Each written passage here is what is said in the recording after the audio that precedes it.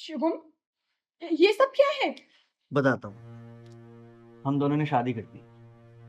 तुम पागल हो गए हो क्या? क्या बकवास कर रहे हो तुम? और मेरे होते हुए तुम दूसरी शादी कैसे कर सकते हो? ये मंगलसूत्र, ये सिंदूर, ये तुम्हारे नाम का है। और कौन है ये लड़की? अरे इनकी दूसरी बीवी। उप्स, पहली बीवी। तुम तो अब बीवी नहीं रही। तू चुप कर, मैं तुझसे बात नहीं कर रही हूँ। और मियाँ बीवी के बीच में बोलने वाली तू होती कौन है? अरे यार देख, अब शादी तो हो गई है, बहस करके कोई फायदा तो है। चले। शुभम, तुम मजाक कर रहे हो ना? ऐसा कुछ नहीं है ना? ये मजाक करूंगा मैं?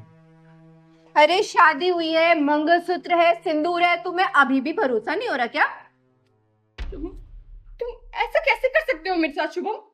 हमारी शादी को इतने साल हो गए हैं और तुम ये। नहीं नहीं, मैं नहीं मानती। क्यों नहीं कर सकता? कहाँ लिखा है, कौन सी किताब में लिखा है कि एक शादीशुदा आदमी दूसरी शादी नहीं कर सकता? अरे मेरा मन था, मैंने कर ली। हाँ बिल्कुल, हम एक दूसरे को इतना पसंद करते हैं तो क्या प्रॉब्लम है इसमें? प्रॉब्लम? प्रॉब्लम तो अब तुम्हें होगी।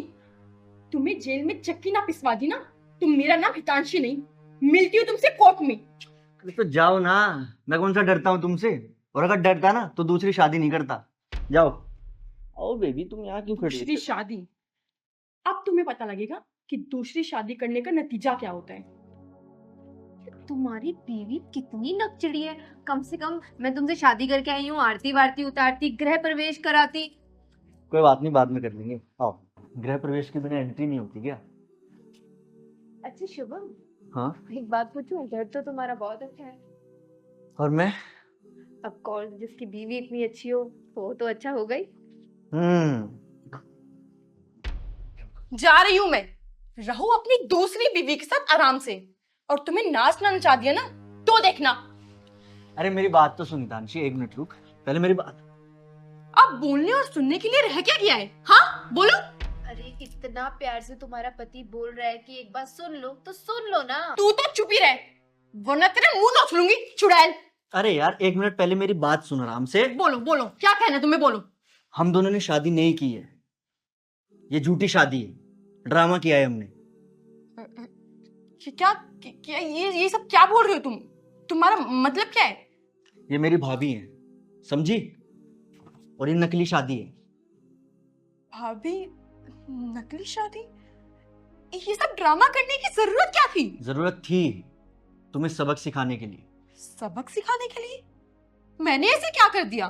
क्या कर दिया, क्या नहीं किया, मैं बताता हूँ। 1.5 साल हो गए हमारी शादी को, लेकिन आज तक कभी तूने मुझे उस तरीके से ट्रीट किया है जैसे एक वाइफ अपने हस्बैंड को करती है?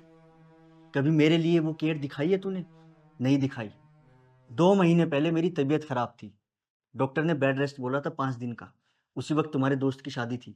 मैंने बोला था यार हितांशी, शादी में मत जाओ, मुझे तुम्हारी ज़रूरत है। लेकिन नहीं, तुम शादी में गई, और वो 4 दिन बीमारी में मैंने कैसे झेले मुझे पता है। और हाँ, इस 1.5 साल के रिश्ते में ना सिर्फ मैं ही था, तू कहीं थी नहीं यार। मैं परेशान हो चुका था, फ्रस्ट्रेटेड हो चुका था। और हाँ, मैं कोर्ट जा रहा था तुम्हें डाइवोर्स देने, लेकिन उसी वक्त भाभी का कॉल आ गया। एक बात और, भाभी ने फोन पे मेरी आवाज़ सुन के पहचान लिया कि मैं परेशान हूँ। और तुम मेरी वाइफ जो 1.5 साल से मेरे साथ हो, आज तक नहीं पहचान पाई कि मेरे अंदर क्या चल रहा है। तब भाभी ने मुझे समझाया कि नहीं भैया, ऐसी छोटी छोटी बातों पे डाइवोर्स की बात नहीं करते। और इन्होंने मुझे ये सब करने के लिए बोला। और अब जो भी है ना तेरे सामने है। अगर तुझे अभी भी लगता है मैं गलत हूँ तो तू जा सकती है। Shubham, I am so sorry. मुझसे बहुत बड़ी गलती हो गई। मैं अपनी नादानी के चक्कर में तुम्हें समझ ही नहीं पाई कि तुम मुझसे कितना प्यार करते हो। तुम मेरी हर एक छोटी से छोटी चीज का ध्यान रखते हो। और मुझे देखो, मैंने तुम्हारे साथ क्या किया। I am so sorry Shubham, मुझसे बहुत बड़ी गलती हो गई। प्लीज, तुम तुम ये मुझे डाइवोर्स मत दो। मैं नहीं रह पाऊंगी तुम्हारे बिना। मेरी ये पहली और आखिरी गलती समझकर माफ कर दो प्लीज। तुम जैसा बोलोगे, जो बोलोगे मैं करूंगी। प्लीज मुझे एक बार माफ कर दो प्लीज। देवर जी, मैंने कहा था ना कि एक औरत सब कुछ बर्दाश्त कर सकती है, लेकिन अपना घर टूटते हुए बर्दाश्त नहीं कर सकती, या किसी दूसरी औरत को बिल्कुल बर्दाश्त नहीं कर सकती।